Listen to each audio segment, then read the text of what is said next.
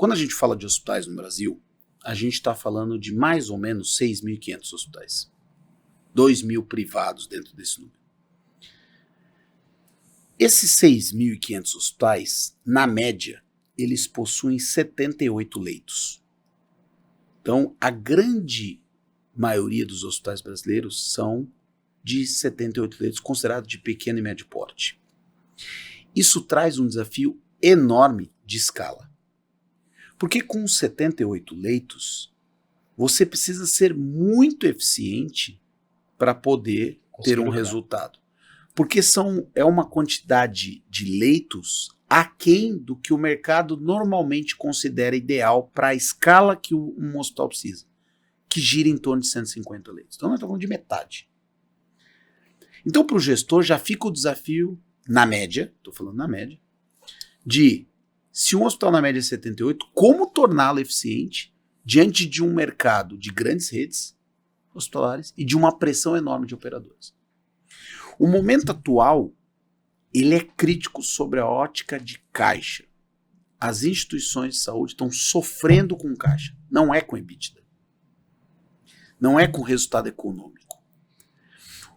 As despesas financeiras, muitas vezes os endividamentos, com uma taxa alta, têm consumido boa parte desse recurso, fazendo com que instituições de saúde, em especial hospitais, fechem no negativo por muitos meses consecutivos.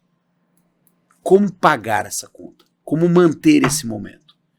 Então, os líderes hoje, em especial de hospitais, eles precisam buscar sempre com muita frequência para dentro de si ganhos de eficiência. Redução de custo, automação, produtividade, usar mais o tomógrafo, usar melhor o agendamento cirúrgico.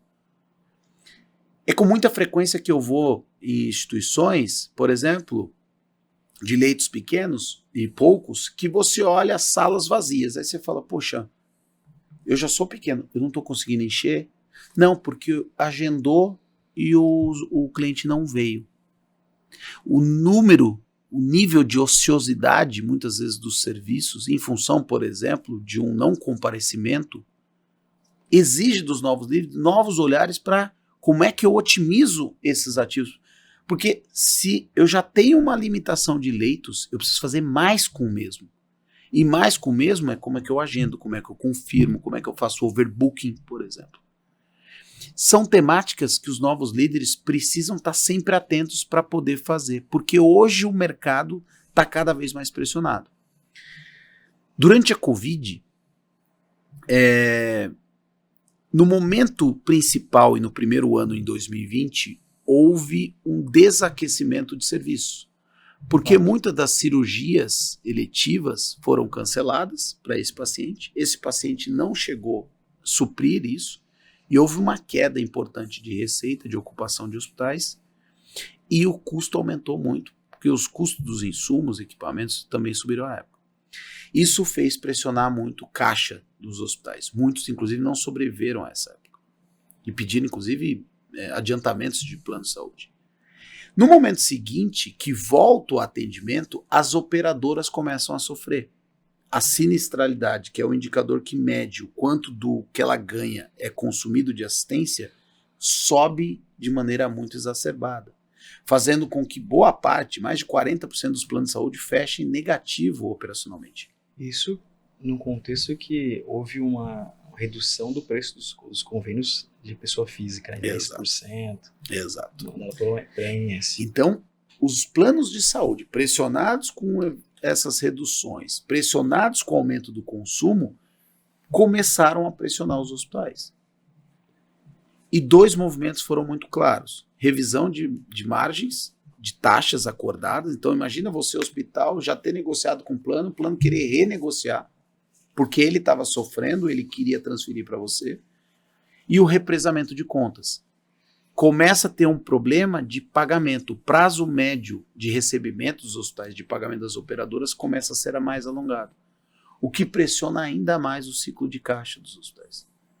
Então vejam que os hospitais vêm passando nos últimos anos, em especial os independentes, uma pressão enorme, seja na Covid, pelo não comparecimento de serviços, E quando volta o serviço, a operadora pressionando por caixa, revisando tabelas, diminuindo acordos e também aumentando o prazo médio de pagamento.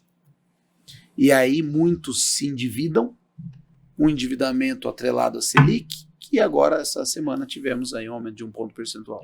Que na meio da pandemia chegou a 2, né? Exato. Então o gestor que pegou uma dívida longa atrelada a Selic... E agora? Tomou um revés enorme. Imagina, custo dos insumos caro, precificados a dólar, enfim. Tudo isso tem pressionado muito o setor, os hospitais, que precisam voltar para ganhos de eficiência. Aí mora talvez as grandes saídas que eu tenho observado de hospitais, é olhar para dentro das suas operações, revisitar pessoas, produtividade, automatizar processos, revisar o uso de dados para poder antever determinadas situações. Então os hospitais passam a olhar para outros caminhos, novos modelos de remuneração, enfim, alguns outros aspectos. Então acho que para o gestor é um momento muito delicado. Os hospitais têm um custo fixo alto, né? O custo de pessoa é relevante no hospital, e a pressão das operadoras tem sido cada vez mais forte junto com as questões